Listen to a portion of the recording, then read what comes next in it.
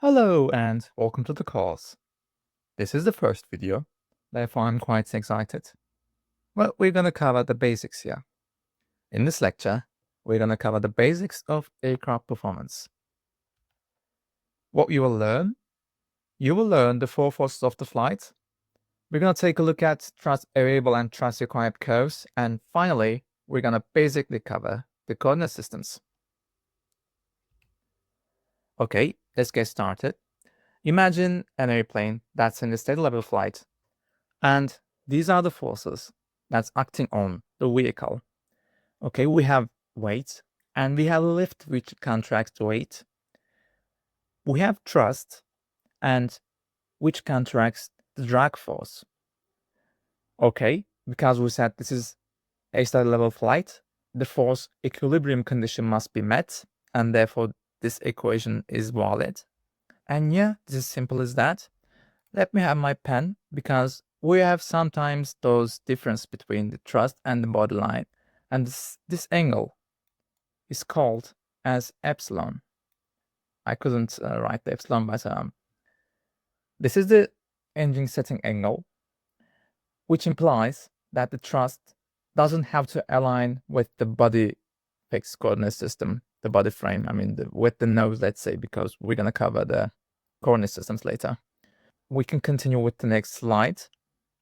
Now let's look at thrust variable and thrust required.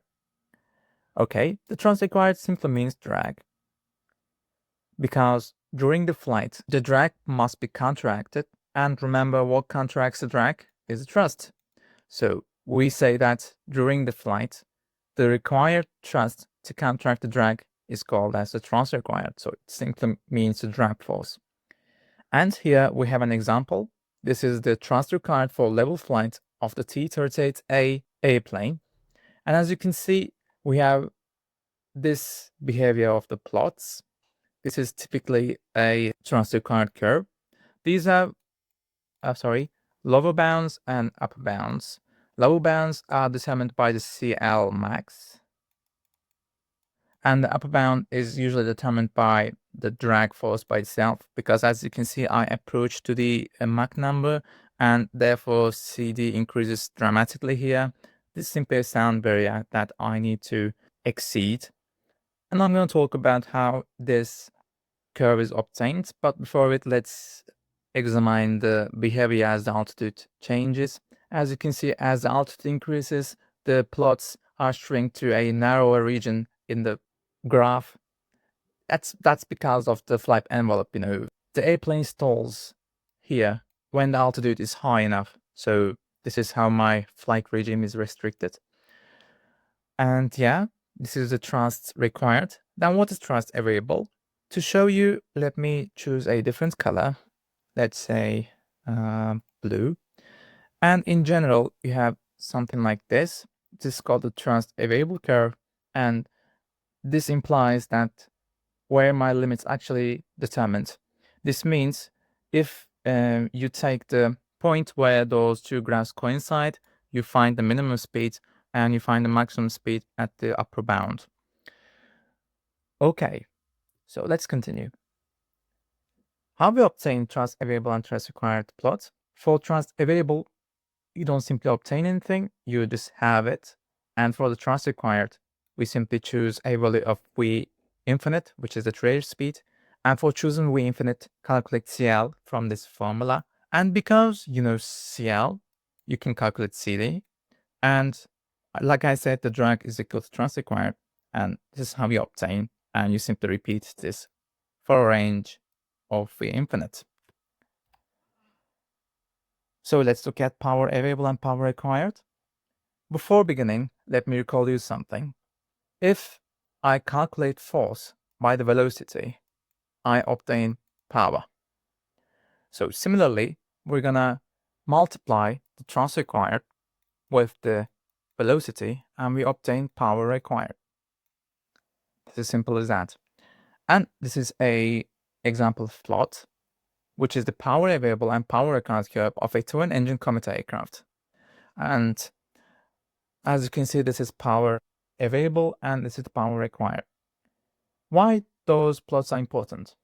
Because I'm going to introduce you a new variable that's called the excess power, which implies this difference between power available and power required. Imagine that I'm flying at this point. This tells me that I have this amount of excess power to increase my velocity or altitude. So if I use it to increase my velocity, I simply move up here. And as you can see, I have still great amounts of excess power. And I can do that until the point where I have no excess power. Therefore, I cannot accelerate or increase my altitude. This is so important for the aircraft performance. But again, those are for point performance parameters, let's say. But we're going to cover the applied one. So just stick with me. Okay, let's finally consider the coordinate systems. We're going to consider 3 coordinate systems, which are body fixed coordinate system, stability axis, and vehicle carried coordinate system. The first thing is the body fixed coordinate system. In this coordinate system, let me choose my color again. Sorry. The coordinate system is fixed to the CG of the aircraft, and the x-axis points to the nose of the airplane. It's simple as that. And z-axis points downward, and we have 90 degrees of difference between x and z-axis, and via the right-hand rule, we obtain the y-axis. This coordinate system moves and rotates with the airplane, so it is fixed to the body. That's why we call this coordinate system as body fixed coordinate system. Why this coordinate system is important? Because the measurement systems, for example, to the pitot tube and the inertial measurement system MIMU, they are mounted to the body and therefore moves with it. So I calculate velocity and acceleration in the body fixed coordinate system. And therefore, I derive my equations of motion F equals to ma in body fixed coordinate system. Therefore, it is so important. So we're going to do that. Okay, we have the stability axis. Again, the axis is fixed to the CG again. But now, x-axis is aligned with the local velocity vector, which is the v infinite through airspeed. Okay, the only difference is this. The y stability axis is important because my aerodynamic forces, lift and drag, are obtained via this axis. Okay, as you can see, we have a difference between this is body fixed axis and the stability axis, and the longitudinal distance is called as angle of attack, and the lateral distance is called as beta. Okay, we're gonna perform a performance analysis. Therefore, our equations of motion are derived in 3 degrees of freedom. Therefore, we don't need beta. So we are mostly concerned with alpha. Okay, as simple as that. Again, the x-axis pointing downward and y-axis is pointing where I apply the right-hand rule. And we have, as you can see, side force for the y-axis. But again, we're going to analyze 3 degrees of freedom. Therefore, we're not concerned with this anymore. I mean, not anymore. We just don't use it. Let me tell you one more thing on the stability axis. This also moves with the airplane, but again, it solely depends on how the velocity vector comes through the airplane. I mean, it doesn't have to rotate with the airplane or anything. It depends on this.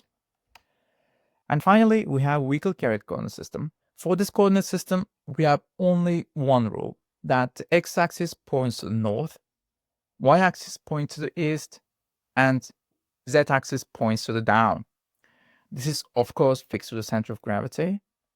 And this, of course, moves with the airplane, but does not rotate with the airplane. So if the airplane does change its altitude, let's say, the coordinate systems will change. It will move with it. But if the airplane changes its attitude, the coordinate system is not changed.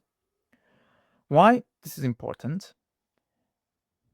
Because we can track the airplane via this coordinate system.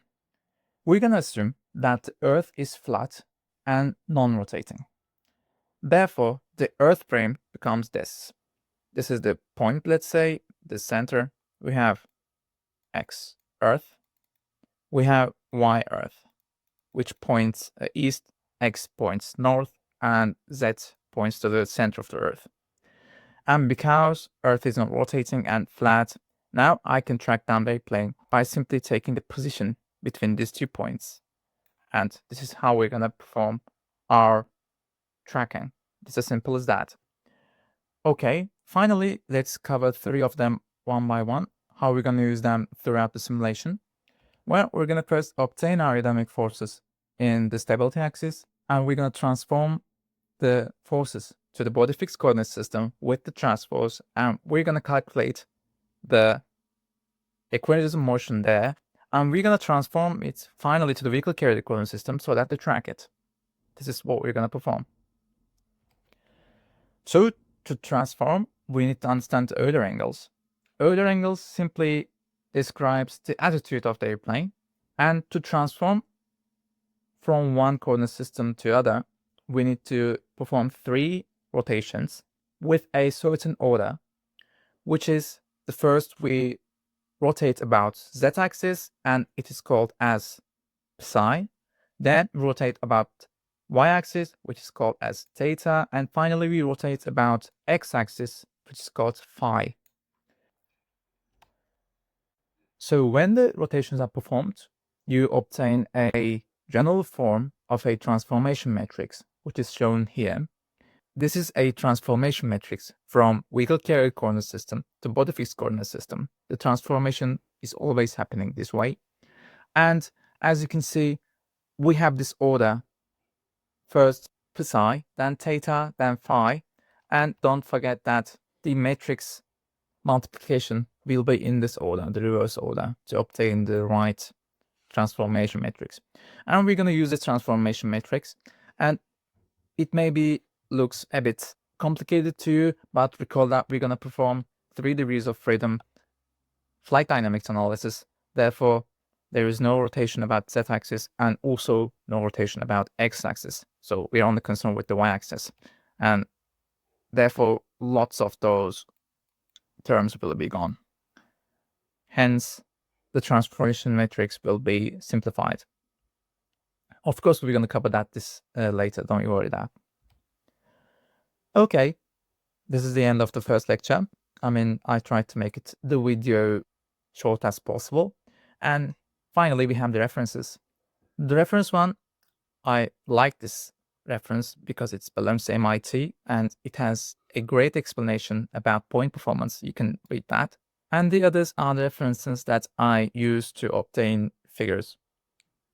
And you can simply check them one by one. But like I said, I only use them to obtain the figures, and mostly they belong to NASA. I'm not sponsored by NASA, but I mean, yeah, they do a great job there. Anyways, I thank you too much for your attending and watching, and I'll catch you later.